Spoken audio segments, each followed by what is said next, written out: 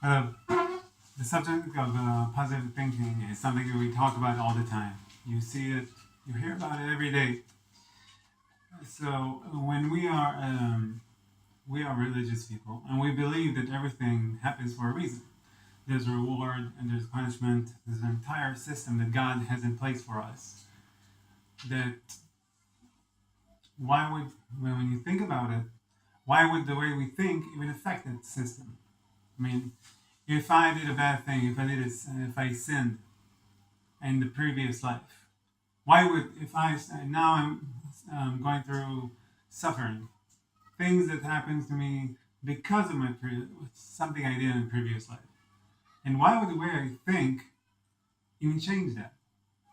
So that's something we have to deal with, and we have to think about it. If it's true according to the Torah, even though we hear about it in every other aspect, in like New Age stuff, and every other and philosophers always say that the way we think affects affects our reality. So we have to see what the Rebbe says about that. The Rebbe says that actually it is true. And the way we think actually affects what God will give us.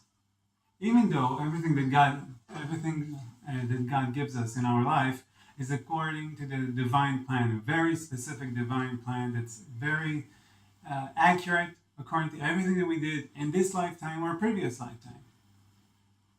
So the Zohar says in Parashat Tetzaveh, says that what God gives us, He gives us according to the way we perceive life. And it says like this: if we are happy, if we are joyful, then God will create our lives in the way that will create circumstances of happiness. And will give us very nice people, kind people around us. Will give us we will be very healthy. Livelihood, everything that has to do with money, we'll have a lot just because we are happy. And that's something that's not really understood. We can't. And if we are sad, then will give us circumstances of sadness. So you see that the Zohar doesn't even mention the fact, like, if you are doing the mitzvot like in the way you're supposed to do. So how is that possible? Because there are two levels of the way God creates a life. So the way that God creates our lives, there is a level of reward and punishment. The way that if you behaved a certain way, you did the mitzvot like the way it was supposed to do them, your obligations toward God, then you will receive good life. But if you sinned, then you have to be cleansed for your sin. And everything that God does for you, and when He cleanses every suffering that you go through in this lifetime, in this world, actually prevents suffering in the afterlife. So it actually cleanses you when you go through the suffering that you're supposed to go. And if you have the ability to see the big picture, the way God sees it, then you also know that it's very righteous. Like a religious person would say, why am I going through this illness? And I'm a good person, I'm doing mitzvot, and I'm doing my obligations. But if you had the ability to see the big picture the way God sees it, you would know, because I did this in the previous life, maybe, because I have to fix that area. Now I can see why God does what He does. It's very righteous and it's very accurate, so I accept it and I'm happy about it. So there's a story. So why would we think that if we change the way we think, then the reality will change? Because the thought didn't cause the reality in the first place. It's my sins or my mitzvot create the reality that God creates for me. There's a story about a Chassid of the Alter Rebbe, that he had a very terrible wife. His wife was really mean to him, always used to curse him, and I think also beat him up on occasion, according to the story. It came to a level that he said he can't take it anymore, and he wants to take his own life. He wants to kill himself. So he went to the Alter Rebbe and he asked asked him what to do. What are you supposed to do? How are you supposed to deal with this thing? Now the Rebbe told him this.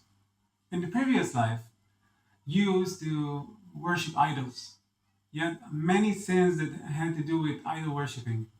Now the punishment for idol worshiping is stoning. You have to be stoned for every time you committed a sin. So God did you a big favor, and He gave you this wife, because every time she curses you, God erases one of the stoning punishment that He has to give you. Because we know that a little suffering in this world prevents a huge amount of suffering in the next life, heaven or hell you have to go through. So obviously, when the Chassid heard that, he said, "Oh my God, that's great." So he went back to his wife and he was, "Thank you for cursing me all the time." What happened? He just realized, he understood what is going on. He understood it, so he didn't suffer anymore. Even though his wife maybe continued to curse him, he didn't care because he saw it as a good thing. He felt it as a good thing. So we don't have the ability maybe to talk to the Rebbe in Yichidut on our own and have the Rebbe tell us this is what you're going through. So we have to believe and know that everything that God does is for the greater good. So this shows us that also, even as the question becomes greater. Why, if I start to change the way I think, things will change? Because there are two levels, as I said before, the way God creates our lives. There is the reward and punishment. There is the reason if you behave a certain way, you get a good thing. If you behave a different way, you'll get bad things. But there is a level above that, a spiritual level that is deeper and higher than that, which is the level of redemption, salvation. What God really wants for us is salvation. He wants us to redeem ourselves, to have the life of what we call Geulah, Mashiach. That we have, as we know, in the Geulah, we will have everything that we want. All the health, every sick person will be healthy. We will all be very rich. We have everything that we can possibly imagine, and we have all the knowledge of the Torah. We have the best life you can possibly imagine.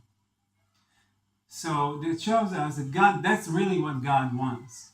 And it says also in the Chassidut, God doesn't want us to suffer. He doesn't want us to suffer because He's so merciful and He loves us so much that even though He has reasons to give us the suffering that He gives us, and He's very righteous, and on a deeper level, He doesn't even want to give us that. He wants us to have a good life, even though we don't deserve it. That's what it says in the Chassidut. Because there's a level, the higher level, it's called ketel, means crown. Which and the Zohar says that in that ketel, there's only love. That's the will. That's what stands behind the divine plan of God, the divine plan, and everything that happens in life. What motivates it is that ketel, that crown. It actually is that ketel is God's will of what He really wants, and that means that and the Zohar says that in that ketel is only love. Which means, and only the will to give you everything that you want. The Geulah, what do we see is redemption. That means that behind every bad verdict that God gave us, according to the divine plan, there is His will for us to have only good things. Which means, behind every reason for God to give us sickness, there is God's will that we will be incredibly healthy. Behind every poor person, poverty, there's God's will that we will have enormous amount of wealth, the way we will have in the Geulah, the redemption, salvation.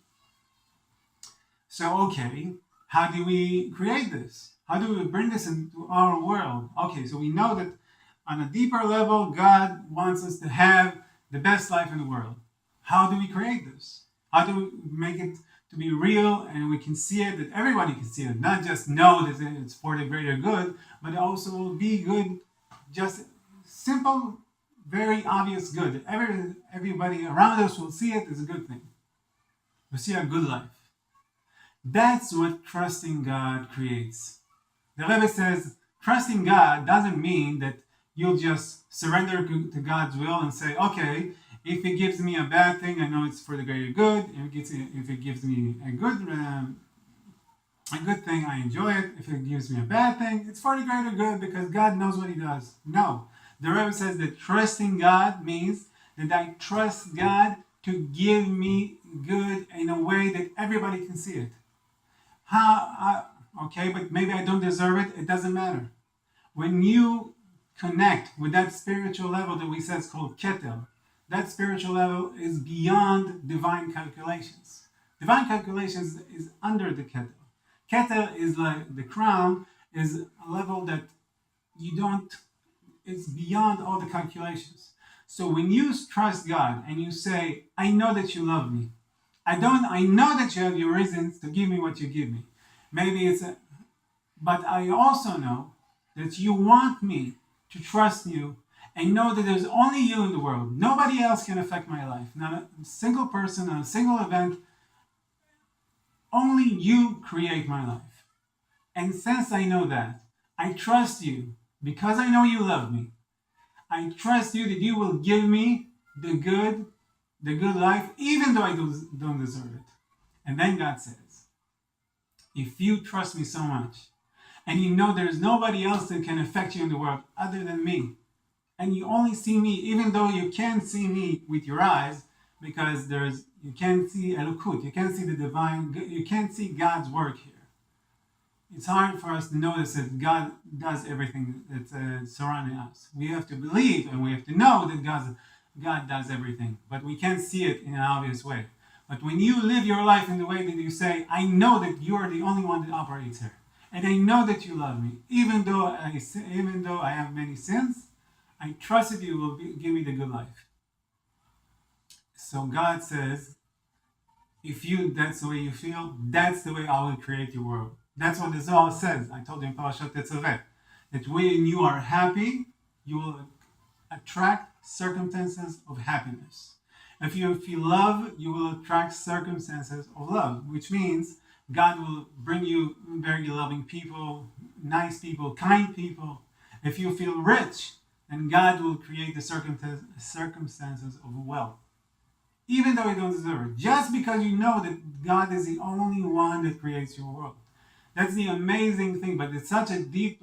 So you say, are we like circumventing God's will? No, we're not, because the deeper will of God is that you don't have any bad things. The verdict says you deserve them. Even if the verdict says that you deserve to be sick, God doesn't want you to be sick. So when you do the deep level work on yourself and you connect to God, and in such a deep level that you say, I don't care about anything, I only see you, then the reward for that is so deep and so high that actually cancels all the verdict. God wants us to do the work to cancel the verdict that He created for us. Because He doesn't want that verdict. He wants us to have good things. He doesn't want us to be sick, even though He gave us the sickness according to a very justified